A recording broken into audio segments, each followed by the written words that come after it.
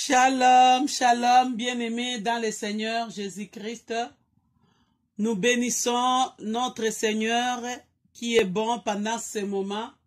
La parole de Dieu nous dit ceci, je lis au nom du Seigneur Jésus-Christ. Romains 8, verset 28. Nous savons du reste que toute chose concourt au bien de ceux qui aiment Dieu, de ceux qui sont appelés selon son destin. Alléluia. Nous profitons de ce moment de confinement. C'est vraiment un moment qui annonce le retour imminent de notre Seigneur Jésus.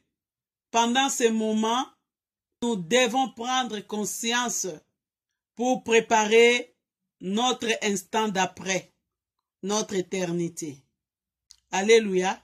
Aujourd'hui, pendant que nous étions dans la prière avec les pasteurs, il a fait sortir une phrase qui m'a fait tellement rigoler. Moi, je dis, Seigneur, aide-nous de ne pas nous livrer comme des cabris de l'enfer. de ne pas nous livrer gratuitement comme des cabris de l'enfer. Pour qu'on devienne des tabacs de matongé de l'enfer. Pour qu'on devienne les poulets de bandales de l'enfer. Mais que le Seigneur nous aide vraiment à prendre notre vie au sérieux. Le Seigneur fait concourir toutes choses à notre bien. Et nous appelons que ces moments que le Seigneur nous donne à partager sans concours à notre bien. Nous allons continuer à exploiter notre thème sans tabou. Dans la définition que nous nous sommes donnée, parce que quand on voit sans tabou, beaucoup exploitent cela dans la sexualité, exposer la sexualité, mais nous, selon ce que le Seigneur nous a donné comme définition, premièrement, nous allons dire sans tabou. C'est un thème que le Seigneur nous met à cœur par le Saint-Esprit à partager pour nous préparer à l'instant d'après. Quand on parle de l'instant d'après, ça veut dire que l'instant d'après, notre instant d'après, c'est la mort ou c'est l'enlèvement de l'Église corps de Christ. Pour les deux cas, nous devons toujours nous préparer pour terminer avec le Seigneur, soit à la mort, soit à l'enlèvement de l'Église. Éviter de finir mal pour aller à l'étang de feu éternel. Sans tabou, c'est la vérité sur la table, à la lumière de la parole de Dieu. Ceux qui ne se disent pas clairement dans nos églises locales, nous allons nous le dire à la lumière de la parole de Dieu. Dont la parole de Dieu va nous éclaircir. Sans tabou, c'est l'authenticité de la parole de Dieu. La Bible. De la Genèse à l'Apocalypse. C'est que nous devons savoir que dans l'Ancien Testament, le Nouveau Testament est caché. Et dans le Nouveau Testament, l'Ancien Testament est révélé. En conclusion, la Bible, c'est la révélation par excellence. Alléluia, bien-aimé. La Bible, c'est la révélation par excellence. C'est la parole inspirée de Dieu. Cela veut dire toute écriture, phrase, trait, virgule est inspirée par Dieu. De la Genèse à l'Apocalypse. Sans retrancher quoi que ce soit. 2 Timothée 3, 16 à 17. 16 nous dit ceci. Je lis la parole de Dieu au nom de Jésus-Christ. Toute écriture est inspirée de Dieu, utile pour enseigner, pour convaincre, pour corriger, pour instruire dans la justice. 17e verset. Afin que l'homme de Dieu soit accompli, propre à toute bonne œuvre. Alléluia. La parole inspirée de Dieu, c'est de la Genèse à l'Apocalypse. Parce que la Bible, c'est la révélation par excellence. Le Seigneur Jésus-Christ lui-même nous a dit ceci.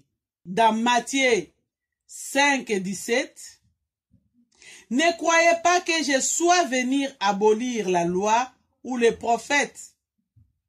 Je suis venu non pour abolir, mais pour accomplir. » Alléluia. Je répète ce que le Seigneur Jésus-Christ a dit. Mes sœurs, mes bien-aimés, le Seigneur Jésus-Christ par sa propre bouche dit ceci. Dans Matthieu 5, 17. « Ne croyez pas que je sois venu pour abolir la loi ou les prophètes.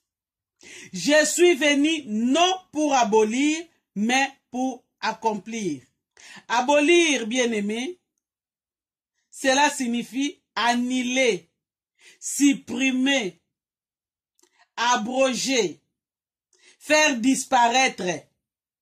Le Seigneur est en train de nous dire, il n'est pas venu abolir, il n'est pas venu annuler, il n'est pas venu supprimer, il n'est pas venu abroger, il n'est pas venu faire disparaître la loi ou les prophètes. Je suis venu non pour abolir, mais pour accomplir. Accomplir, cela veut dire réaliser, mener jusqu'à terme. Cela veut dire clairement que la parole de Dieu est complète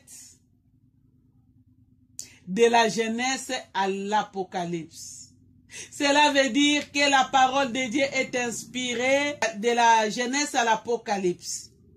Même cette parole-là, que toi tu dis que ça ne te convient pas, c'est inspiré par Dieu. Même ce verset-là, que tu n'aimes pas, tu dis non, ce n'est pas le verset de notre temps. Le Seigneur a dit, il est le même hier, aujourd'hui et éternellement. Sa parole est le même hier, aujourd'hui et éternellement. Parce que c'est lui-même la parole. Le Seigneur Jésus-Christ lui-même est la parole faite chair. Dans Jean chapitre 1, versets 1 à 4. On peut aller jusqu'à 5. Je lis la parole au nom du Seigneur Jésus-Christ. Au commencement était la parole, et la parole était avec Dieu, et la parole était Dieu. Elle était au commencement avec Dieu. Toutes choses ont été faites par elle, et rien de ce qui a été fait n'a été fait sans elle. En elle était la vie, et la vie était la lumière des hommes. La lumière, lui, dans les ténèbres, et les ténèbres ne l'ont point reçue. Alléluia. Le Seigneur Jésus-Christ lui-même, c'est la parole. C'est pourquoi il dit, il n'est pas venu abolir, annuler, faire disparaître, mais il est venu accomplir. Dans l'accomplissement, il nous a dit ceci, toujours dans Jean. Jean, chapitre 9, au verset 5. Pendant que je suis dans le monde, je suis la lumière du monde. Nous continuons encore. Jean chapitre 12, verset 35, le Seigneur Jésus nous dit ceci. Jésus leur dit, « La lumière est encore pour un peu de temps au milieu de vous. Marchez pendant que vous avez la lumière, afin que les ténèbres ne vous surprennent point. Celui qui marche dans les ténèbres ne sait où il va. » Verset 36. Pendant que vous avez la lumière, croyez en la lumière, afin que vous soyez des enfants de lumière. Le Seigneur lui-même nous appelle d'être des enfants de lumière. Le Seigneur Jésus dit encore ceci dans Jean 14, au verset 21. Celui qui a mes commandements et qui les garde, celui-ci m'aime. Et celui qui m'aime sera aimé de mon Père, et je l'aimerai et je me ferai connaître de lui. Le Seigneur dit encore ceci, toujours Jean 14 au verset 23. Jésus répondit, « Si quelqu'un m'aime, il gardera ma parole. Et mon Père l'aimera, nous viendrons à lui et nous ferons notre demeure chez lui. » Amen, amen. Jean chapitre 4, versets 31 à 34. Je lis la parole de Dieu au nom de Jésus-Christ. Pendant ce temps, les disciples les pressaient de manger, disant, « Rabbi, mange. » Mais il leur dit, « J'ai à manger une nourriture que vous ne connaissez pas. » Les disciples se disaient donc les uns aux autres, « Quelqu'un lui aura-t-il apporté à manger? »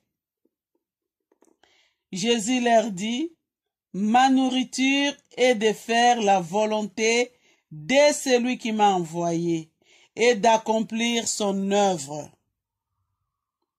Je répète le verset 34. Jésus leur dit, « Ma nourriture est de faire la volonté de celui qui m'a envoyé et d'accomplir son œuvre. » Alléluia. Là, le Seigneur est en train de nous expliquer clairement que il est venu faire la volonté de Dieu. La volonté de Dieu, c'est d'accomplir les Écritures. C'est la parole accomplie. Bien-aimés, pour conclure ce sans tabou d'aujourd'hui, qui est la loi de Dieu. La loi de Dieu, c'est la parole de Dieu. La loi de Dieu, c'est le commandement de Dieu. La loi de Dieu, c'est la volonté de Dieu. Donc, la volonté parfaite de Dieu. Et le Seigneur a dit, sa nourriture, c'est de faire la volonté de Dieu. Et il nous appelle aussi à faire la volonté de Dieu. Alléluia. Le Seigneur nous appelle à faire la volonté de Dieu. Et pour connaître la volonté de Dieu, la recommandation du Seigneur, c'est de connaître les Écritures. Et nous pouvons connaître la volonté de Dieu qui est dans sa parole. C'est pourquoi nous revenons encore. Parce qu'il y a des versets qui vont encore revenir et revenir. Josué chapitre 1 au verset 8. Que ce livre de la loi ne s'éloigne point de ta bouche. Médite-les jour et nuit pour agir fidèlement selon tout ce qui est écrit, car c'est alors que tu auras du succès dans tes entreprises, c'est alors que tu réussiras. Bien-aimé, la recommandation du Seigneur et la volonté du Seigneur, c'est de connaître la parole de Dieu, c'est de connaître la Bible. Dans toute sa vérité, dans toute son authenticité, de la Genèse à l'Apocalypse, il y a des principes, il y a des commandements, il y a des recommandations, il y a des avertissements, il y a des exemples à suivre et des exemples à ne pas suivre. C'est pourquoi il nous a été recommandé par le Seigneur Jésus-Christ à méditer la parole de Dieu jour et nuit et d'agir fidèlement selon tout ce qui est écrit.